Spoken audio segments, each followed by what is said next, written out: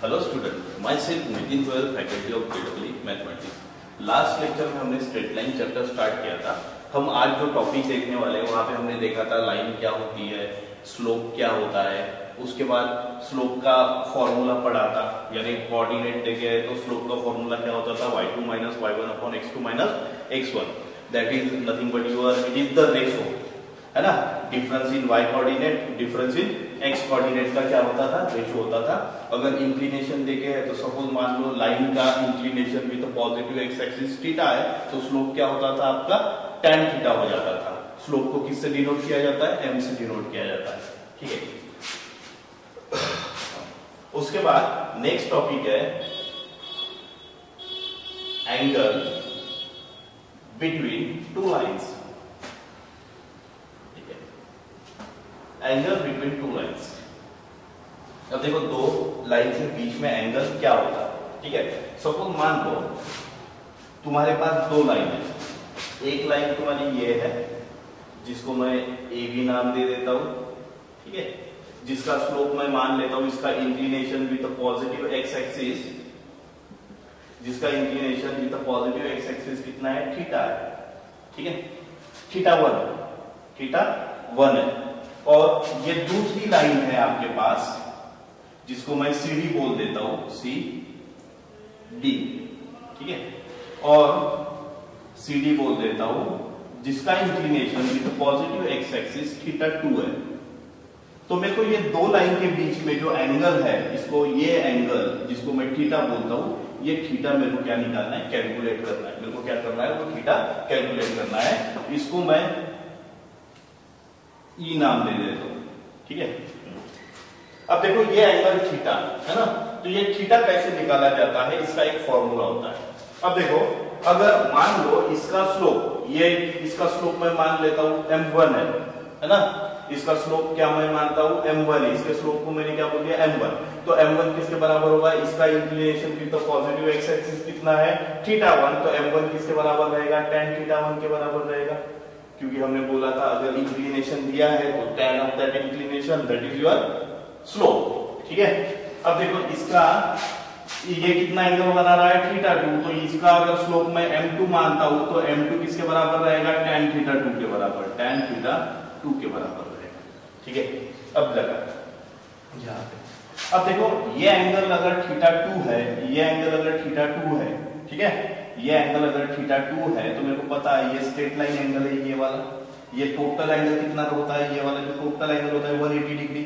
अच्छा मेरे को अगर ये वाला एंगल निकालना है ना, मेरे को अगर ये वाला एंगल निकालना है तो ये वाला एंगल क्या रहेगा, अगर मैं 180 में से थीटा2 के सब्ट्रैक्ट कर लेता हूं तो ये 180 माइनस क्या रहेगा, थीटा रहेगा, ये एंगल थीटा2 रहेगा, ठीक है, 180 माइनस थीटा2, ये वाला एंगल क्या रहेगा आपका 180 माइनस थीटा2, ठीक है। अब देखो in triangle AEC, in triangle AEC, ठीक है। आपने प्रॉपर्टी पढ़ी थी कि अगर ट्रायंगल के मैं इंटरनल एंगल को क्या करता हूं, ऐड करता हूं, तो उसकी सम किसके बराबर होती है, 180 के बराबर। तो थीटा1 प्लस थीटा प्लस ये वाला एंगल कितना है आपका, ये वाला एंगल 180 माइनस थीटा2, इसकी जो सम होती है इंटरनल एंगल की वो किसके बराबर होती है, 180 के बराबर। 180 जीरो बन जाएगा, कैंसिल हो गया। तो यहां से मेरे को थीटा आ गया, यहां से मेरे को थीटा क्या मिला, थीटा इक्वल टू ये माइनस उधर जाएगा तो प्लस थीटा2, और ये प्लस थीटा1 उधर जाएगा तो माइनस थीटा1 बन जाएगा, थीटा1 taking tan on both side, है ना। मैं टेंजेंट ले लेता हूं तो यहां पे क्या बनेगा, tan थीटा इक्वल टू यहां पे tan ऑफ थीटा2 माइनस थीटा1, ठीक है। अब देखो यहां पे थीटा2 माइनस थीटा1, यहां पे मैं tan a माइनस b का फॉर्मूला लगाता हूं। यहां पे अगर tan a माइनस b का फॉर्मूला लगाता हूं तो यहां पे क्या आ जाएगा, tan थीटा2 माइनस tan थीटा1 अपॉन में क्या रहेगा, 1 प्लस tan थीटा2 इंटू tan थीटा1। मैंने कौन सा फॉर्मूला लगाया, tan a माइनस b का फॉर्मूला लगाया, तो यहां से tan थीटा आ गया। बट आपको पता है tan थीटा2 बोले तो m2 है ना, और tan थीटा1 बोले तो क्या है m1।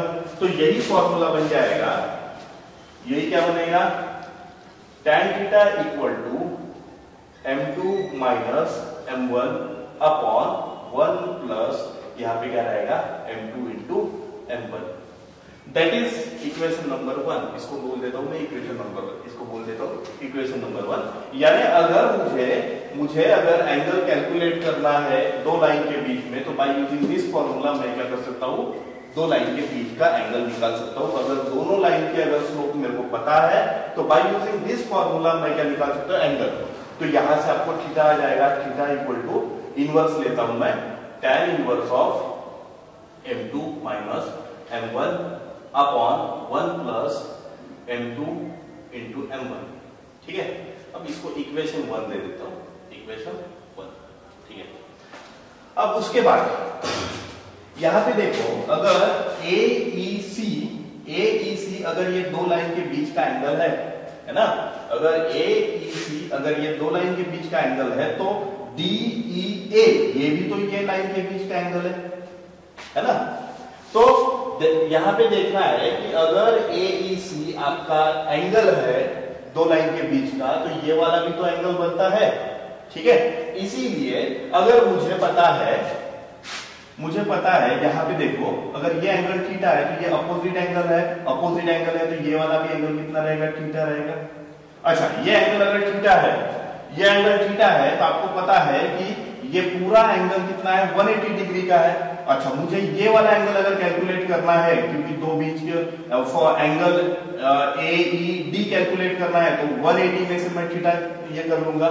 ठीक है, तो मैं लिखूंगा since angle AED is also angle between two lines. ठीक है, अब देखो यहां पे आप देख सकते हो, तो एंगल AED जो किसके बराबर है, 180 माइनस थीटा के बराबर। ठीक है, वो जो किसके बराबर है, 180 माइनस थीटा के बराबर है। तो यहां पे मैं अगर इसका tan ले लेता हूं, tan ऑफ 180 माइनस थीटा। ठीक है, आपको पता है tan ऑफ 180 माइनस थीटा क्या होता है, माइनस tan थीटा होता है। क्या होता है, माइनस tan थीटा, क्योंकि 180 माइनस थीटा बोले तो सेकंड क्वाड्रेंट में क्या होता है, पॉजिटिव निगेटिव होता है, tan क्या होता है, नेगेटिव होता है। अच्छा, ये माइनस tan थीटा आ गया। अच्छा, माइनस tan थीटा, तो tan थीटा अभी हमने निकाला था, tan थीटा किसके बराबर है तुम्हारा, m2 minus m1 upon 1 plus m2 minus m1 के बराबर। तो मैं tan थीटा की वैल्यू ये पुट अप करता हूं, तो m2 minus m1 upon 1 plus m2 m1। ठीक है, इक्वेशन नंबर, इसको इक्वेशन ना दे दो। अच्छा, ये क्या बनाएगा, ये क्या बन गया था आपका, माइनस tan थीटा। अच्छा, माइनस tan थीटा, तो ये आ गया एंगल, है ना। इसको इक्वेशन नंबर में क्या कर देता हूं, इक्वेशन नंबर 2 दे देता हूं। ठीक है, इसको इक्वेशन नंबर 2 देता हूं। ठीक है, अब देखो इक्वेशन 1, इसको इक्वेशन 1 देते हैं। ठीक है, अब इक्वेशन 1 पॉजिटिव है, इक्वेशन 2 क्या है, निगेटिव है। दोनों वैल्यू क्या है, सेम है, तो दोनों को मैं कंबाइन कर देता हूं, तो आपका tan थीटा बन जाएगा, tan theta equal two plus minus m2 minus m1 upon 1 plus m2 m1। ये आप लिखूंगा फ्रॉम इक्वेशन 1 एंड 2। ठीक है, 1 और 2 से ये आया है। और देखो अगर थीटा निकालना है, तो थीटा क्या आ जाएगा, tan इनवर्स ऑफ, इसका इनवर्स लेता हूं, तो ये आ जाएगा plus minus m2 minus m1 upon 1 plus m2 into m1।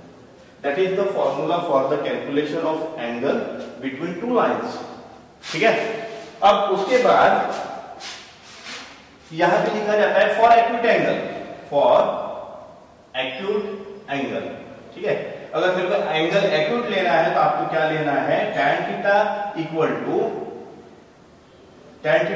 To mod of m2, या फिर एक्यूट एंगल के लिए डायरेक्ट फॉर्मूला करता हूं मैं, theta equal to tan inverse of mod of m2 minus m1 upon 1 plus m2 into m1। ठीक है, for the acute angle आपको क्या लेना है, ये वाला जो रिजल्ट है अगर ये निगेटिव भी आता है तो मॉड का मतलब क्या होता है कि ये वाला रिजल्ट जो निगेटिव भी आता है तो उसको क्या करना है, पॉजिटिव करना है, तब जाके मेरे को एक्यूट एंगल मिलेगा। उसके बाद नेक्स्ट कंडीशन आती है condition for parallel lines. Condition for parallel lines, अगर दो लाइंस अगर पैरेलल है, अच्छा दो लाइंस अगर पैरेलल होते हैं तो उनके बीच का एंगल कितना बनता है, 0 डिग्री होता है। अच्छा अगर 0 डिग्री यानी उनके बीच का एंगल अगर 0 डिग्री है तो यहाँ पे tan ऑफ 0 आएगा और tan ऑफ 0 क्या होता है, 0 होता है। अच्छा ये अगर 0 बनेगा तो ये मल्टीप्लाइड, ये नीचे वाला डिनोमिनेटर इसके साथ मल्टीप्लाइड हो जाएगा और क्या बचेगा, m2 minus m1 equal to क्या आएगा, 0 आएगा। माइनस m1 को उधर लेके जाओगे तो m1 इक्वल टू क्या आएगा, m2 आएगा। अगर दो लाइन पैरेलल है, एक का स्लोप m1 है, एक का स्लोप क्या है, m2 है, और दो लाइंस अगर पैरेलल है तो दोनों के स्लोप क्या रहेंगे, सेम रहेंगे, यानी m1 इक्वल टू m2। दूसरी condition, condition for perpendicular lines, ठीक है। अगर दो लाइंस अगर परपेंडिकुलर है, एक लाइन क्या है जिसका एक लाइन का स्लोप m1 है, दूसरे लाइन का स्लोप m2 है और दोनों क्या है, परपेंडिकुलर है, तो इसमें कंडीशन आती है कि इनके स्लोप का प्रोडक्ट कितना होता है, -1, यानी m1 into m2 कितना रहेगा, -1। दो लाइंस अगर पैरेलल है तो उनके स्लोप क्या होते हैं, इक्वल होते हैं। अगर दो लाइंस परपेंडिकुलर है तो उनके स्लोप का प्रोडक्ट कितना होता है, -1 होता है, ठीक है। That is all about angles between two lines, condition for parallel lines and condition for perpendicular lines.